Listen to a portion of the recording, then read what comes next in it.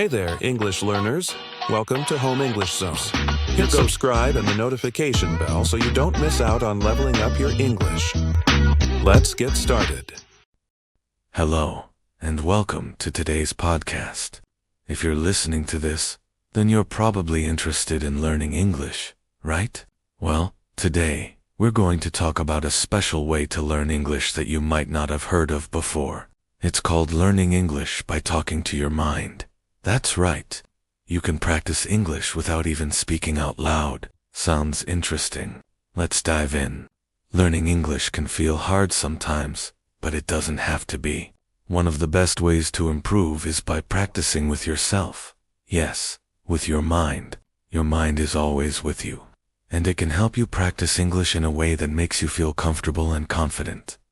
In this podcast, we'll talk about how you can train your mind to think in English, how to make English a part of your daily thoughts, and how to turn everyday activities into learning moments.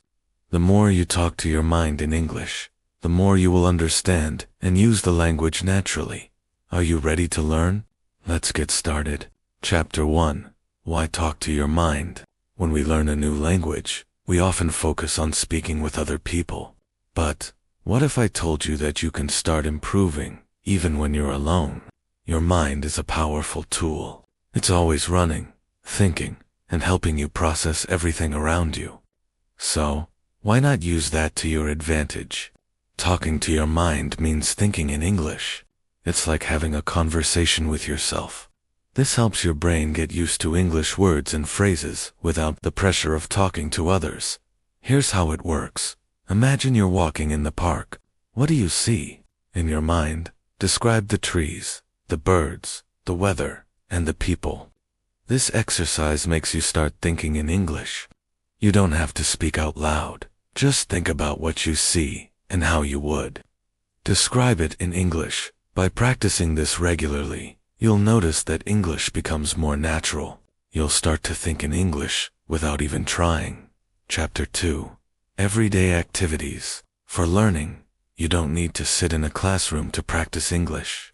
You can practice while doing anything. Let's look at how you can turn everyday activities into learning moments. Waking up and going to bed. When you wake up in the morning, think about your plans for the day in English. What do you need to do? What time is it? What are you going to have for breakfast?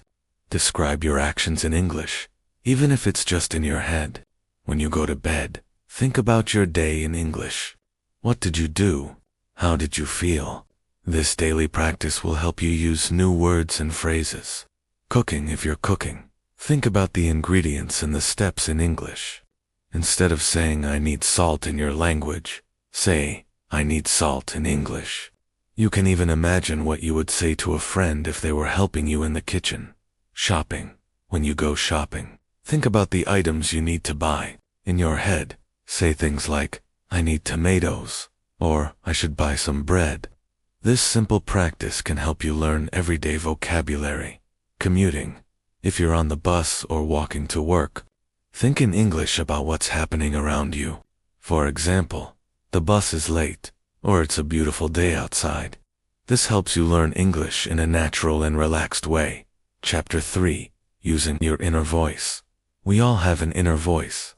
It's the voice in our head that talks to us when we're thinking. It's always there, right?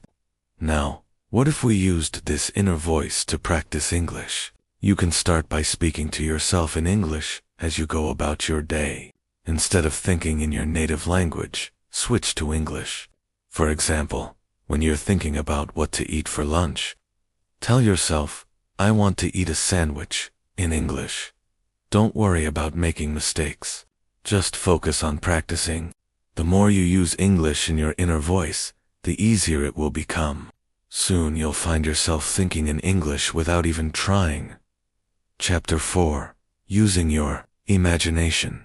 Another great way to practice English is by using your imagination. You can create stories or imagine conversations in English.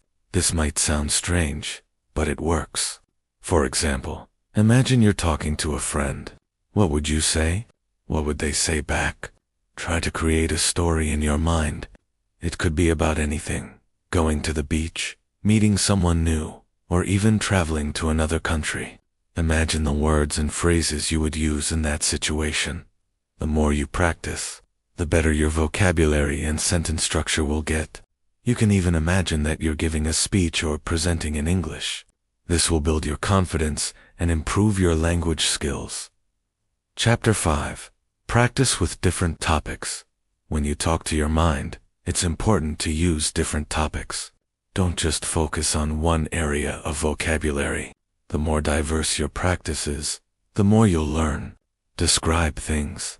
Practice describing different things in English. Look at a picture or object and try to describe it in detail. For example, if you see a dog, say, "The dog is brown and white. It is playing in the grass. It looks happy." The more you practice, the more your vocabulary will grow. Express emotions. Practice expressing how you feel in English. For example, "I'm happy because the sun is shining," or "I'm tired after a long day." The more you talk about emotions, the easier it will be to express yourself in English. Talk about your opinions. Practice giving your opinion on different topics. For example, "I think the movie was really good," or "I believe that exercise is important for health." This will help you learn how to express ideas and opinions in English. Chapter 6. Breaking through the fear. A lot of people feel afraid to speak English because they worry about making mistakes. But remember, you don't have to speak to anyone to improve your skills. Talking to your mind is a safe space. You can make as many mistakes as you want, and no one will judge you. The more you practice with your mind, the more confident you will become. Soon you'll feel comfortable speaking to others in English too. Don't worry about being perfect. Just focus on using English every day, in any way you can. Your mind is your best tool for learning. Chapter 7. Stay consistent. Like anything in life, practice makes perfect. The more you talk to your mind in English, the better you will get. But the key is consistency. Try to practice every day, even if it's just for a few minutes. The more you practice, the more natural English will feel. It's not about how much you know right now. It's about how much you practice every day. Set small goals for yourself. For example, today, you might want to describe 5 things in English.